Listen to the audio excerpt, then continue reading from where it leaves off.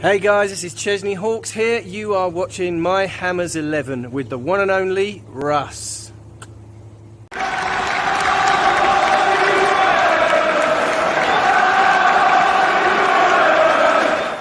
Hi everybody, Russ from My Hammers 11. Hope you're all safe and well. If you're new to the channel, please consider subscribing, hitting the bell icon so you're made aware anytime we put new content on.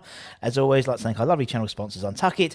Check them out in the description below. We have another ex-Hammer today. Made 3 first-team appearances, 3 more than me, 3 more than in my dream. Oh dear, your name's cropped up quite a lot, Sean. It's quite, we've like all good though.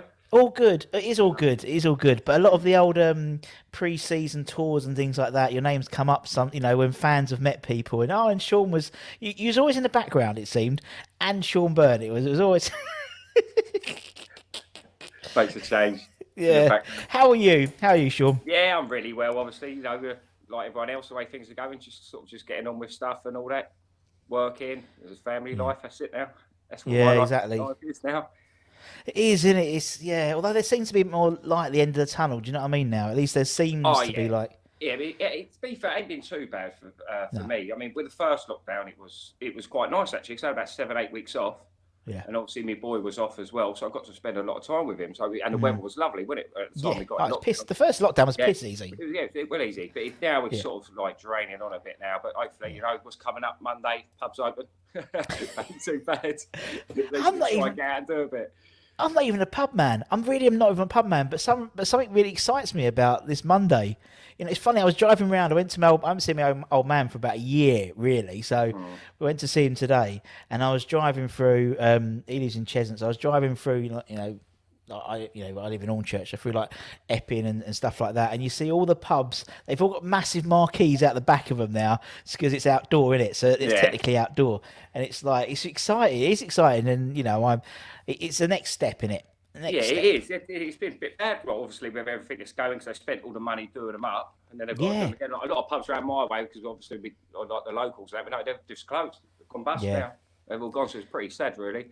So hopefully, now they're coming out, and you know what I mean, things might change. Yeah, and it's the next step, and the next step, and the next step, and and I mean, potentially we could stab, West Ham. We could have 10,000 fans back in the ground for the last game. Which that's what I mean. It'd be nice, especially the way they're playing, the way they're going. It'd be nice to get a few fans in there just to support them and see how they can progress and carry it on, finish in the top 4. You never know. Well, just as I said the other day, all we got to do is win our next 8 games, and we're in the Champions League. That's it. But do you know what it is? It's weird. So a lot of my family are West Ham, and my mates, and my brothers' mates, and all that lot. And they say, West Ham's like supporters. They just go, when's it going to stop? Because they keep winning and keep doing well, but they're just waiting for that little thing. Well, 8 games left. There's no reason why they can't get there. No. And obviously, the way they're playing, the belief they must have, and the way they're playing, do you know what I mean? Surely they must know.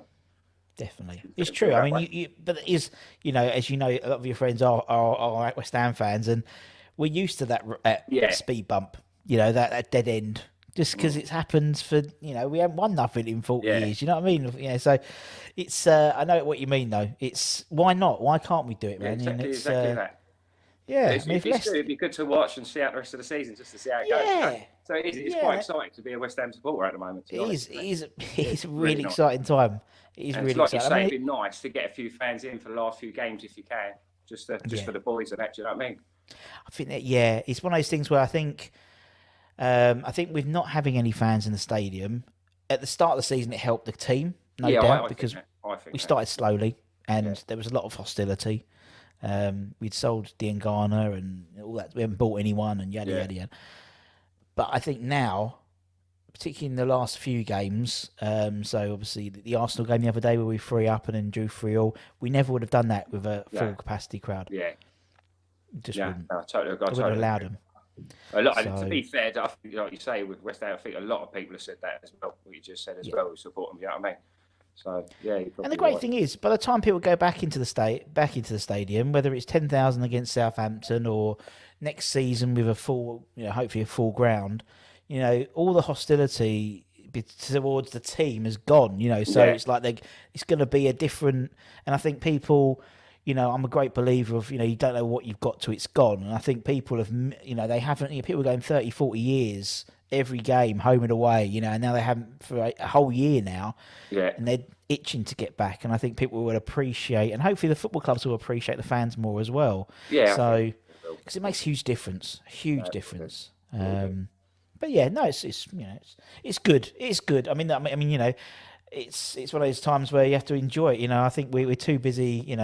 There's always, people are already moaning now. If we get into Europe, our squad's not going to be big enough to compete. I don't care. Yeah, that's it. Just get in there. It's just that's it. Just get there and worry about that when it comes to it. Just see what happens. Exactly.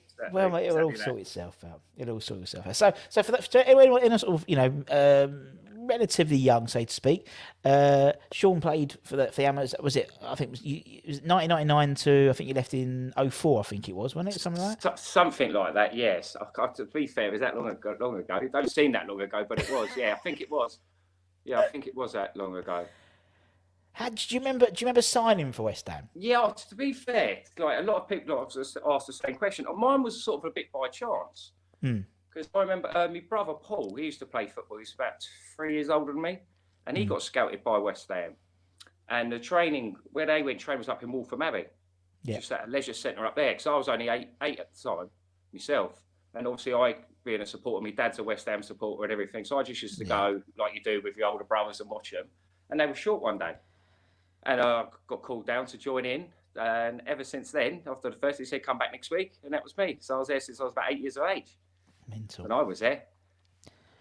Jesus. Yeah. So that's how I got into it. I didn't really get scouted. Where my brother got scouted, and I just turned up, joined in a session. And then I can't remember who the coach was at the time. I can't remember his name. I was trying to think of it. But then I just kept going back there. And then obviously it moved from Waltham Abbey to Chadbelief. And then we used to go to Chadbelief a couple of times a week on a Tuesday and a Thursday. And then obviously you sign your schoolboy forms, then your YTS. And then I was lucky enough to get a few years pro as well. So I was there for I was 8. I think I left when I was about 24. So it's good, really good part of my life. Get less of murder nowadays, Sean. Don't you? Fucking hell. But I mean, and obviously, during that time, you said obviously you were fortunate enough to sign pro forms. I mean, when it came to signing those pro forms, was it always going to be West Ham, or was there other? Yeah, for me, because I was there when I was 8. I mean, I had like sort of interest with other clubs, but it was always West Ham for me. Yeah. Just for the people, I sort of grew up with knew the same people, the coaches was there all the way through. Obviously, with it being like our club, like the family and everything, everyone supporting them. My dad, my brothers. My dad used to go and watch him play when he was younger. Same as my brother. It was just a great club, like West Ham was a family club as well, Yeah. So it was always going to be West Ham for me.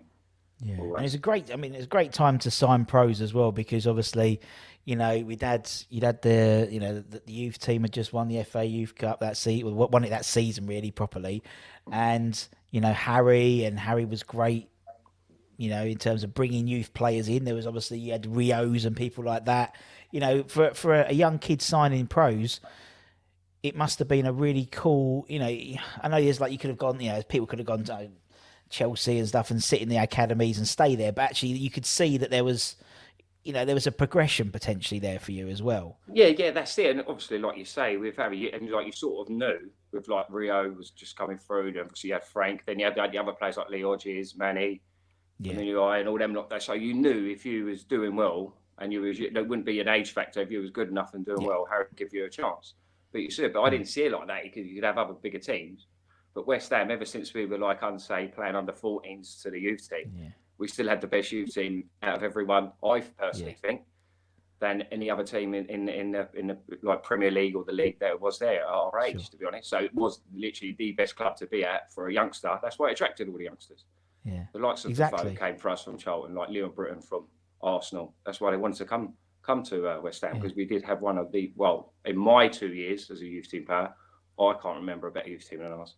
Arsenal had a good youth team, our age, and the year above. But we were chatting to a few of the boys the other day. I can't remember losing a game in the youth team. That many, there weren't many we lost. Daryl, I think there wasn't Daryl. Someone else said it. Oh, it might have been Hodges, or someone said it. It might have been Izzy, or someone said it. Yeah. We were just knocking everyone for fun. Like Newts, it might be Newts. Literally, we were knocking everyone for fun. We were steamrolling everyone. It was that good of a youth team. It weren't just like beating teams. It was hammering teams. That's what you said. Yeah. Big teams like your Chelsea's. When obviously when it changed from to the Premier League. Because like you used to play your YT games and all that lot. You play that and then change to sort of the Premier League kind of thing. He was going like Man City, not smashing them up, and like teams like that. It was brilliant. Literally, in my eyes, I couldn't see a better youth team than what we had, or anyone we come up against. It was a great team. Brilliant. And as you said, because you was there from a really early age, and moving forward, it was your club. So it was a lot of players you're playing with. You played for many years with them as well. Yeah, so well, that's it. I can remember the likes. I remember like probably because obviously we was there young, so we used to see them at training. But then when you started playing the games, like when you're 13, 14 on the weekends, when like we signed schoolboy forms. But like the likes of Izzy, Adam, Amos, Bertie, like all of us, we all. Like even Carrick used to come down and play. He was there. We first met him when he was about 14, 15. We was all together until we were like 19, 20. And I think that's really what helped us in the youth team, because we literally knew how we played, the way we were, what was good for us, good for them. And because we spent so much time together and played together, I think that was half of why we done so well. As a youth team. And it's so true, man. And as you said, loads of success, and obviously, the proximity of being in Chadwell Heath, particularly when you're sort of, the YTS, and obviously, going to the pro as well, pro contract. You're in close proximity with lots of big first team characters. I mean, in my opinion, and I've said this to everyone I've spoken to who was playing around your time. That was the last time for me football was fun. As in the characters of the the pros we had at the time, it was brilliant. And especially for us, because like the youth team players, because as you said, Larry would give you a chance, but then so obviously when you started doing well, I was only about 17, 18, and you sort of move up to but then you go into their changing room. You're not in a youth, so you're sitting next to all these, and like you say, it's weird, like the likes of John Wonker, you had Kits in there, Razor in there. Do you know what I mean? I remember times Ian Wright and Davil Sukup, like all these players used to watch when you was little, and you're just sitting there as a 17-year-old just thinking, I don't know what I'm doing here, to be honest. But do you know what I mean? But it was that good. Do you know what I mean? Especially being the team you supported as a boy as well, and your family. That's what I mean. It was literally like overwhelming at times, to be fair. But it was such a good time and a good place to be at the time, because it was sort of like old school. It's nothing like it is now, if you know what I mean. Like you say, it was still like you'd all meet up and go, and they'd take you out for a drink and stuff like that when you come. Still a bit of a drinking school and stuff like that. So it was such a good time and a good era that to be involved as a young pro around that kind of people. Totally. No, it's so true. I think Newts is the same thing, like literally they'd drag you out for a night out, and and what I loved about it, because you said a lot of characters, and he said, look, we all just ripped, they'd rip out of us, but if we had to, they liked getting it back. They liked, they did. They respected you if you come like that. I don't think they get away with, you would get away with a lot of stuff they used to do to you back then that you would do now, nowhere near. But it was good. It's a part of growing up as well, to be fair. We're all young lads. We all moved down when we were young, 17, 18, do you know what I mean? All living together. So, but it was nice that you had all them people there who would actually look after you. They would, and if you needed help, they would, like the older pros, they would pull you aside, or they would always have time for a chat. Do you know what I mean? And help you. That was the best thing about West Ham. Everyone there was so good, and you could pull them, or they'd pull you and say, "Look, do this, do that." And if you was doing something wrong, they'd pull you in a nice way and tell you. Yeah. So that was the really good thing about being there at that time with all them players. And I think that's something that people don't realise sometimes, particularly the younger players at that time. It's a lot of people. I mean, we had Daryl on the other day. He was in a different country. It's on his own. He's told like sharing digs and stuff like that. And I think Deck did an interview a few months ago, and he was saying he had to move when he was at Chelsea to go to West Ham. He had to move away from his mum at 14. Didn't see her to the weekend. It's tough, but as you said, brings a bond for you lot. Well, that's what I mean. You have to grow up fast as well, so it's a good learning curve for you. I remember because Daryl, I didn't live in Diggs, because I'm from Slough, so me and Adam, we're from the same area. I've known Adam since we were about 10 years of age, Nudes. So we used to get the train down every day. It used to take us about 2 hours to get there, then train, do after you see it, because it was knackered. And then when we signed the pros, we moved up there. So they wouldn't let us get our own flat, because I think it was only 17 when we moved up there.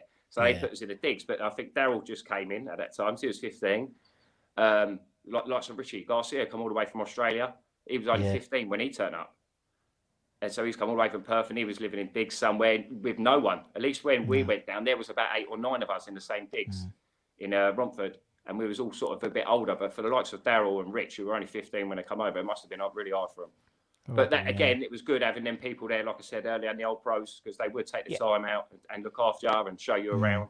So it was, for them, it was quite nice that them people and them characters were there for them.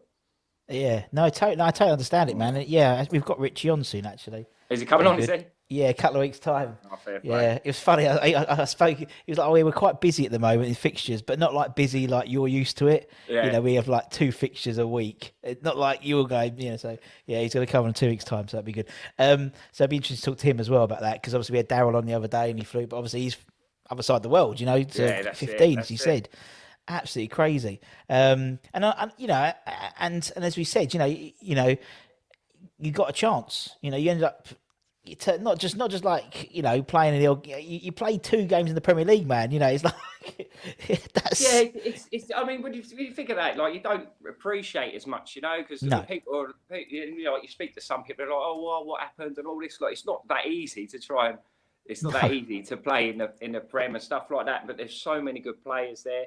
But you know what I mean? You get once you get there, it's great. It's a great feeling and everything like that. But you know what I mean? To try and stay there is the hardest thing. You know, there could be a load of factors. You know, you get injured, it puts you back a couple of months, and there's always someone else. There's so many good players in there, they're going to get their chance. But if they take it, do you know what I mean? It puts you back. But I was quite lucky, even with all the managers I had there. Got on really well with all of them, and near enough all of them gave me a chance. So it weren't too bad for me.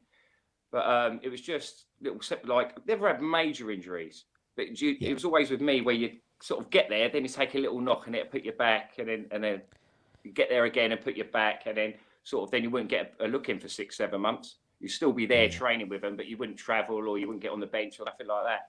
But yeah, it was one of them. But I mean, I was there a long time, to be fair. I think I was there a bit too long. I think I should have left to try and. Because I was 24 by the time I left. Now, if you're not playing regularly or in a team or getting a good few games by that age, you know, you're never really gonna progress, I don't think. So I should have left, even though I went on loan a couple of times and enjoyed it and played a few games. I think the last year I was at Swansea, because Izzy was at Swansea when I went there on loan, and Leon Britton was there. Stayed there for a couple of months. It was really good. Enjoyed it, but then I was going to sign for them, but then the manager got the sack. So I stayed for a few more games, and no one knew it was going to happen. When you come back, it's just about timing. You know what I mean, just circumstances all the time. What's going to happen? Yeah. But no, it was there and that. But it was good, like getting in the team, and not sort of getting in the team, but getting around the team, and then coming on, playing a few times. It was the best thing you could ever, as a young West Ham supporter as well. It's one of the best things ever. Exactly, and that's what we've had Hodges on, we've had a few others, and you know, Hodges like, I wished I played more games. I said, yeah, but Lee, the thing is, right, you played, I don't know how many games you played, half a dozen, something like that. I said, but Lee, you know, you've there's millions of people out there who would swap a hell of a lot. Totally. Do you know what I mean? It's just to do that, and also as you said, as a boyhood West Ham fan, to do that for your family as well. I mean, you know, not only a couple of away games, but obviously you played, you played a home game as well. Yeah. So Upton Park, that must have been amazing for your family as well. Yeah, that's it. Like that was one of the main things as well. Obviously, because my dad, he was a true West Ham. He'd go when he was young, go to the away games. So for him to see me come on and play for his boyhood, for his team, do you know what I mean, was something nice for us both to have. But for him to actually see me as well was probably the highlight, really, because it's like having your old man watch you play for his team. There's not a better feeling you can give back to your old man, you know. So it was really nice at the time. I wish I could play a few more games, but it just weren't to be. But like you say, you just got to be happy with what you got and the experience that you got, and the people I met when I was there. Because I was there a long time, and I've still best friends with a load of them, so you've got to take the positives out of it. There's loads. That's what I get through. Talking to that sort of that era of players. Everyone seems to really, and not even like necessarily from the youth level, but we've had Sinks on quite a lot, and Sinks and Johnny Artson are still good mates, and and Razor, and everyone still knocks about a bit, and particularly that, as you said, sort of yourself and Newts and people like that. There's still a lovely collective together, and that's what I mean about that sort of last period of West Ham. I I could see in 20 years' time at the Cliffs Theatre in Hornchurch, just down the road from me, so nice and easy for me to walk to. But there'd be a 1999 Youth Cup reunion, or as you said, or the Boys of '99, or as you said, or you. I would not see in 20 years' time an evening with Sebastian Haller and Felipe Anderson. Yeah, I know what you mean. Do you know what I mean? I know what you mean. Yeah. No disrespect to them, but it's different now. Football's different. Yeah, totally. Yeah, it is. It's like you say, though. I think it was just like you say. It was the end of that team who were playing like us as young as pros, and all the team that team that was there. And it was coming to the end of that sort of era kind of thing. I don't know. Things sort of changed, if you know what I mean. Yeah. And it was that time where everything was getting a bit more, say, professional in the game, where you get your sports sciences in, you get your dietitians. Like we didn't sort of really have that sort of come into the last year, maybe two last year of when I was there. That's when it all started changing a bit, Yeah. It did, it did, and I think that around that time Wenger would have come in. Yeah, and that's when it sort of really kicked off. Yeah, and it started changing it a bit, but which is good, which is the right way. But it's like you say, you do lose a few characters who were sort of back in that era that way, like a Razor or someone like that. You know what I mean? That kind of people, which was good in the dressing room. It was, and as you said, you're training with these guys, and you play, and you're talking, you're conversing with them, they're giving you advice, day on day. So it's, it's not just the game time, but as you said, but it is just the experience of going into training every day. Coming from Slough every day, or and then obviously moving down with you and Newts together. It's it's the whole experience. As you said, no one can take those experiences away from you. And who was you a boot boy to anyone? A boot boy. Yeah. Yeah, do you know what? I was quite lucky. So I think the first year, Ian Bishop. Oh. But it was lovely guy. He's a great player. But he weren't. I think he was injured most because it was the year. I think he left that year or got released. So we weren't playing that much. So I had a touch. My work here is done. But then I picked up and then the second year was even better. I had Richard Hall. I don't think he played a game because he was injured. He didn't even train. So I only think I cleaned his boots twice. He was just in the gym doing a bit of running, so he had his trainers on, so I was all right. So I had a touch, to be fair, with the boots. Oh, it's funny. I asked that question. It's so funny. We've had I think Bertie had Paolo, and then like Christmas, Paolo gave him he thought he was going to get a good tip, and he got him a pair of his boots. He gave him a pair of boots that were 3 sizes too small for Bertie, with no shoelaces. He was like, "Thanks, Paolo." Yeah, sounds like Paolo, to be fair. And they didn't. I think Newts was righty, and then and then righty was introduced to Newts, and he was like, "Oh, that's it. Put me with another brother." Or something. In front of the whole, everyone was like pissing themselves. But I love it, man. I had a touch, to be fair, because it was like I said. Yeah, I think when I was that age, I think Bishop must have been in his last year. So I don't think he was playing that much, to be fair. And then obviously Richard Hall. So I don't know. Did he play Richard Hall? Did he play a game? Very few. He was injured. Yeah, we had a few like that. We had him. We had Simon Webster as well. He got injured. Julian did him in, didn't he? In the training, unfortunately, he broke his leg. Yeah, Richard Hall. He ended up being like the physio side, didn't he? Yeah. He had a lovely geezer. I spent a lot of time with him there, to be fair. So he lovely fella he was, Simon. Yeah, no, Richard only made about 8 appearances. So, yeah, not a lot of boots being cleaned. So I was all right. But to be fair, but that was it. I didn't get any tips. I don't think. I think Rich might have gave us a tip, to be fair. I don't think Rich. I think he might have left by the time Christmas came. I'm not too sure. So he wants a transfer just before Christmas. I think that's what happened. Oh, I love it, Shawnee. Right? Yeah, I think your name came up in conversation when I was interviewing a guy called Mick, who lives in Sweden, and it would have been a tour of Sweden pre-season. Does that sound about right? We did go to Sweden. Yeah, I think it was with Glenn. Yeah, and it involved. Yeah, it was. Yeah. Yeah, and it involved. Well, it was mainly Don. It was Don and Repka, and you were the sort of behind the little.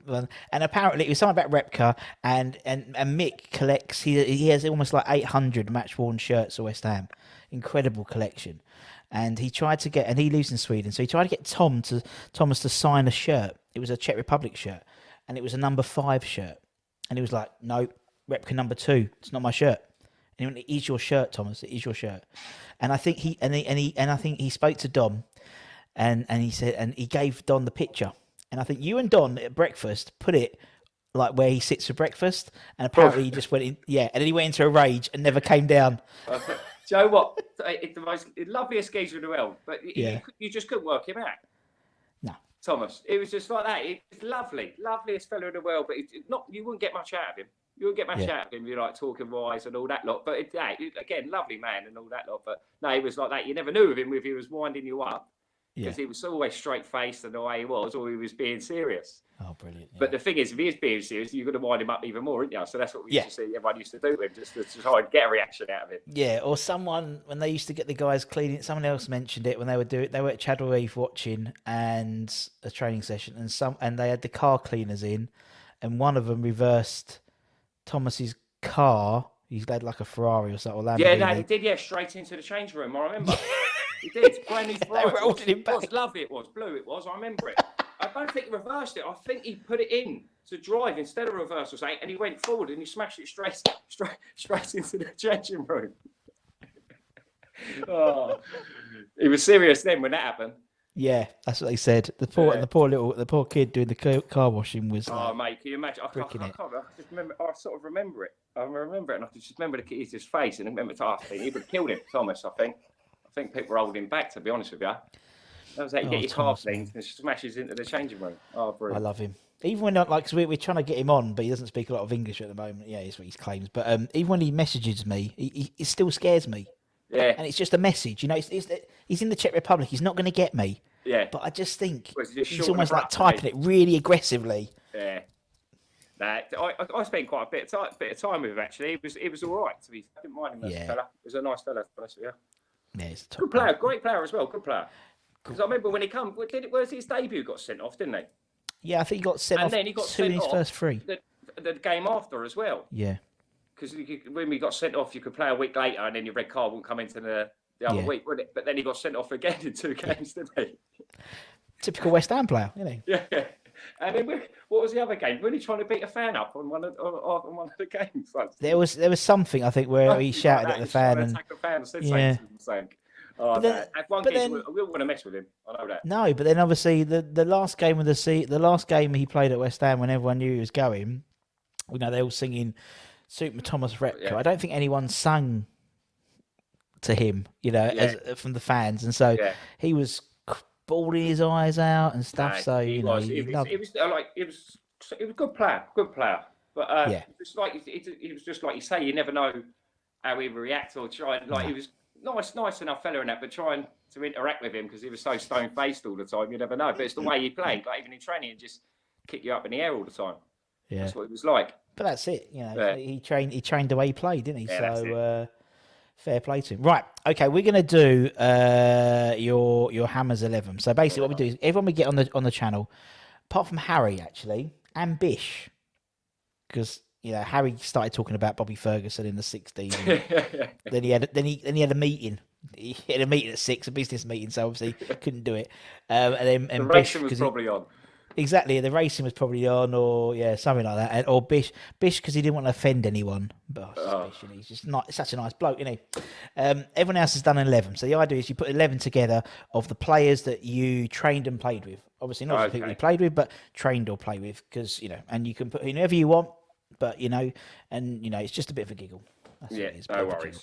So let's start between the sticks. Who would be between the sticks? For Byrne 11. See, I've put a bit of thought into all this. Good. Obviously, because I've not played as many first team games as the others. Like you say, you can train with them, and we had good youth side. So I've gone for a little mix of both. Nice. So I've gone for Bywater in goal. Nice, Steve. Oh, I love Stephen. One of the funniest geezers, thickest geezers, but funniest geezers I've ever known in my life. He's brilliant, isn't he? Yeah, he's such brilliant. Good value. So we had him on the channel, and he was brilliant because he'd just come back from walking his dog. And he had these stupid, your kids are upstairs anyway. He had this stupid fucking hat on, honestly, like this woolly one with like the ears, and he didn't realise he had it on. And we started interviewing. He's like, he left it on. I found him so honest, so brilliant character whatsoever, but such a good goalkeeper, absolute brilliant. Yeah. So I've got him as sticks. So I'm going for 3 at the back. Yeah. I'm going for Rio. Rio. For me, the best ever to come out of West Ham for me. Yeah. I think. Especially being a youngster and watching him come through at his age and stuff like that, just how comfortable he was on the ball. It was just easy for him. Joe, like them, you get them players who work hard to be good. He was just naturally good, brilliant player. And exactly, and as you'd have seen him from a younger age, so to speak, for a younger age, so coming through and stuff like that. But there's people like him where you want to go to West Ham, so he's young, so you will get your chance, like you said earlier, and stuff like that. Totally. So he sort of set like the benchmark for a lot of us younger players, So it was really good. Definitely. Then, so beside Rio, I've got Izzy. Yeah, good old Izzy. For me, Izzy, like I've watched him on yours before, like he was saying, he did get a bad injury, but for me, Izzy he could have been one of the best players, I think, going. He did get a bad injury, but he was our youth, he was our captain and stuff like that. But he's such a good player. It was such a bad injury he got, and it did set him back big time. Because he would have been a lot better. And I think with Izzy as well, I think and again, it's similar to like as you said, similar to Hodgie and similar to Newts as well. They took the decision to drop down and had a good career in playing for Swansea and whatnot. Yeah, that's what I mean. It's not just, I know you like you say before, and I know a lot of people will know it's all right, West Ham, but a lot of these players went on to have really, really decent careers just at that lower level, knocking up a load of games. So fair play to them. A lot of people, especially in our youth team, who dropped down a division or two, come out and played like 300-400 games. You know what I mean? So they've done really well for themselves. Totally. I mean, you have your as you said, your Rios and whatnot, but then you've also the guys who have, as you said, someone like Izzy or Adam, 200 games for Peterborough and Hodgie, Scunthorpe. It's as you said, they've come and done the job. I mean, even to be fair, Stephen really realistically only played a few games really when he got going, and then but played for some other clubs and had a great success at those clubs as well. So there's a good few there. Yeah, definitely. Right, so the other one I've gone for a 40, Terrell. Oh, Terrell, we're getting on soon. I love Terrell. The reason I got with him, it's brilliant. I mean, obviously played in the youth team with him, knew him from since schoolboys, but he was just one of the guys who loved football, even now what he does with his coach. He just loved football. And one of the reasons I've gone, because where we used to train, you always wanted him in your team. Yeah. Because if he was against you, he was an absolute nightmare. He was like a rash. He'd be all over. You'd do a 5-a-side or a kickball. Joe just one of them who was in your face. Like, he'd train how he played. He was so good at it. And he'd just be all over you. But don't get me wrong, comfortable on the ball, good player. But you always wanted him on your team because Jay's just one of them. You're in up treading on your toes, giving you an elbow. And he's like, see, it's training. Come on. And he's like, no, like that. So I'd always want him on my team. But you always have been, that's one thing that that Darryl said the other day. All of you were comfortable on the ball.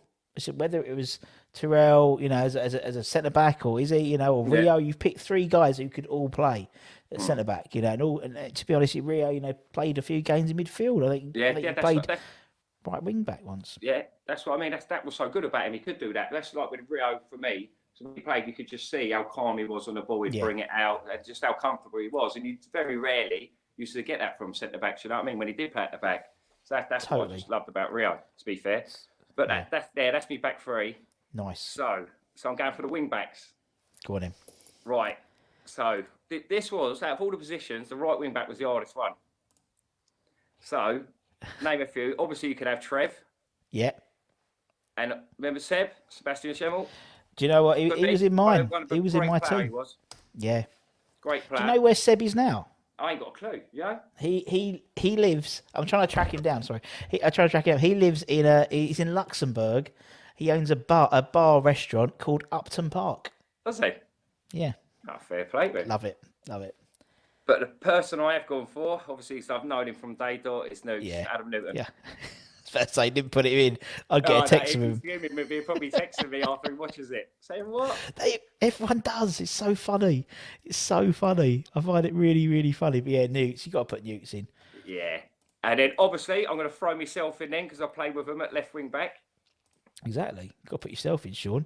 Give me team. Yeah. You can't really big yourself up too much though. No, I know, but I thought as it's my team and I play with him. You've got to get the appearances up anyway. So that's it. What's that? 3 I've got now then, probably. Yeah, exactly. We got. Let me just put you in. So you got Short. Yeah, you got yourself left wing back. You got Newt's right wing back. So yes, we're all right so far. Right. Then I've got the middle 3. Yes. That's right. Great middle 3, to be fair. So I've got Michael Carrick. I can sense it already. I can sense a good one coming. You know, it's like I can see the era. So it's like, yeah, Michael Carrick. Talk to me about Michael. Joe, what? It's like he says, like, I first met him when I was about 14. We went to the Milk Cup. Yeah. And obviously, the first time I see him, I was rooming with him. So I met him then, but then always sort of like kept in contact with him. He'd come down in the holidays when we'd have games at West Ham. But like, he was good then, but he just seemed to come on so much in like the first year. So I remember he used to play up front. He did. And he used to score goals and everything, but then he sort of come back down midfield. But he was just another one, just made the game look so easy. Yeah. Do you know people have always got time on the ball? Always had it. Yeah, that's what they always say about Michael Carrick, innit? He just had time on the ball. But like, you can't teach that. Do you know what I mean? It's something he had and the way he played.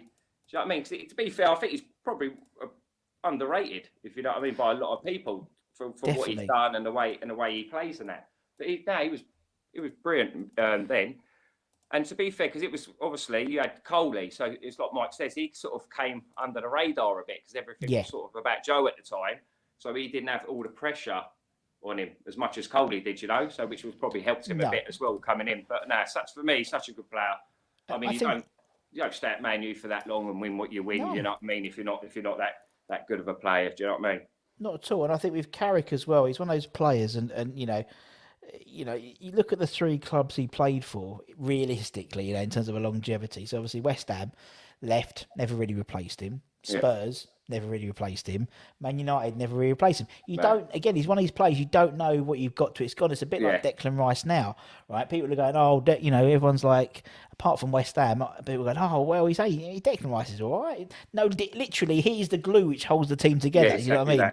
Exactly and that's so Mickey Carrick. And, and we were saying before we started how, we no surprise that Darryl got, into management and and Richie, and Carrick was the same. They all had a ball at their feet all the time and stuff like that. So, but they just like lived and breathed football. They loved it. Yeah. Loved it. So I mean, that's probably why, like you said, they've gone the way they did. Yeah. So then I've got Joe Cole.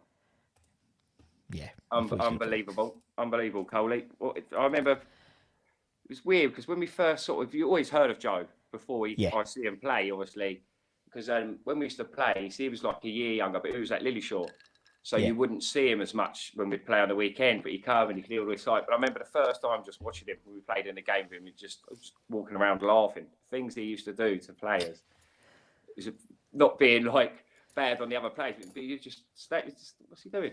He was that good.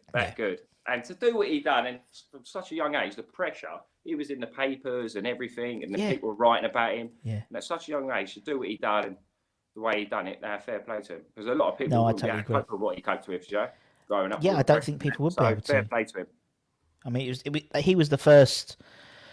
I mean, it's a bit different now. We know people like Jude Bellingham and stuff like that. Not Bellingham. Someone used to work with Bellingham. Jude Bellingham and play people like that. It's like about them at 15, 16. But Joe was the first one I remember. Everyone's going, this kid, you got to keep an eye on this kid. He's going to be good. And I mean, we're having him on eventually. And that's one of the questions I'd love to ask him about pressure, because it doesn't matter what anyone says. Yeah. It doesn't matter even if he says he wasn't under. He was under. Yeah. That's no way two ways about it. Play it off, but there must have been loads on that young.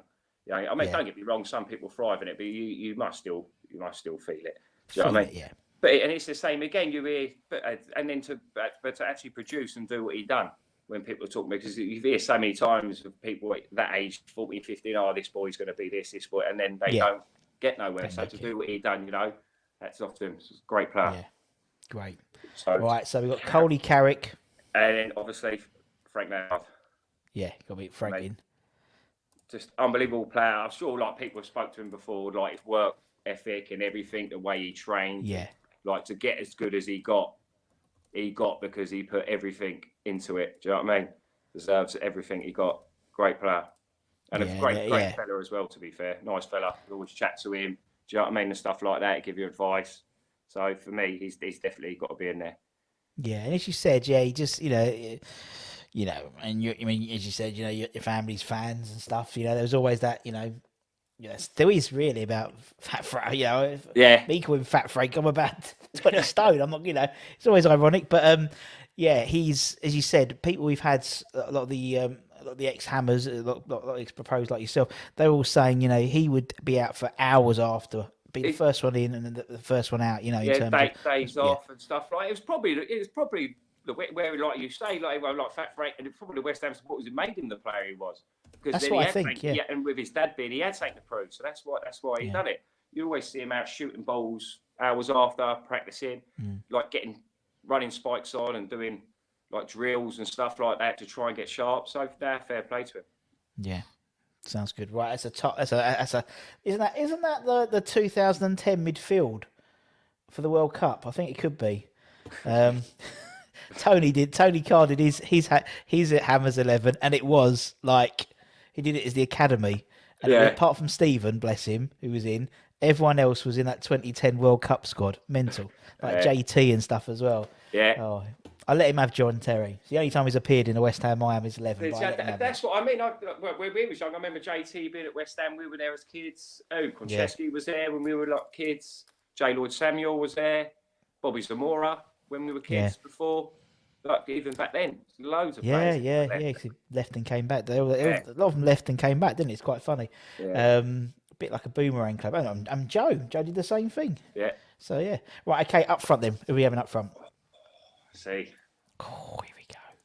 It's hard, this. Obviously, because with the youth, so we have people like Amos, Bertie, and stuff like that. But for me, first one I've gone for Jermaine Defoe. I have to. Yeah. One of the best finishers I've ever seen.